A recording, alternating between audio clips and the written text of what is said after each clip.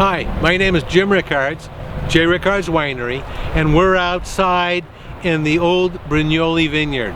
This vineyard was planted by the Brignole family in 1908.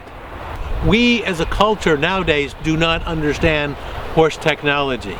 The vines are planted very narrow, about 7 feet apart in both ways, and that allowed a horse to move through, because a horse couldn't pull anything larger than a plow or a disc 4 feet wide. The horse had to fit the vineyard. Nowadays, vineyards are planted much wider, at least 8 feet, so you can move tractors through. A great example of that, one of the things I noticed years ago was, why did they break out these vines so low, so they're so low to the ground? They're backbreakers and hard to work. Well, it wasn't until I was at a growers meeting a few years ago where I was sitting next to a gentleman by the name of Lou Colombano. He's a 98-year-old who, as a youth, farmed at Italian Swiss Colony north of here. But I asked him, why did they do that? And what he did, he said, well, because of the traces. And I said, what? And I didn't understand what he was talking about. He says, the traces. And I finally leaned into me like this and says, the reins. That's what you call the reins that come off a draft horse. They're called traces.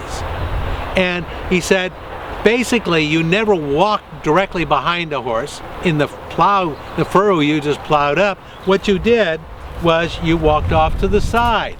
So the horse was in one row and you walked in the second, the smooth one that hadn't been plowed yet. And the traces had to go over the top of the vines so that they wouldn't get tangled. That's horse technology. These are all horseshoes that have all been found in the old vineyard. So we know it was worked with horses a lot. You can tell a lot about what horses did for a living by looking at the kind of shoes they had. This one obviously came from a big horse, but I know that it was a draft horse.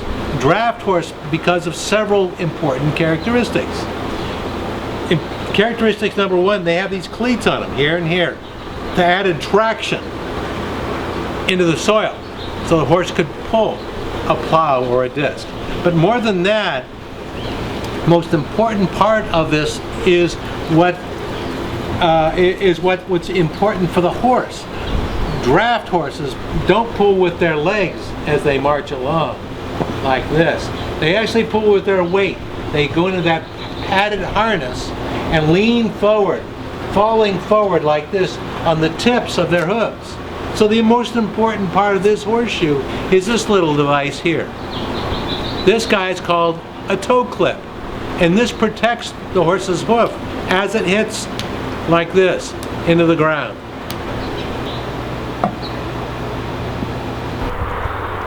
It's really amazing to me always how much you can learn from this old vineyard.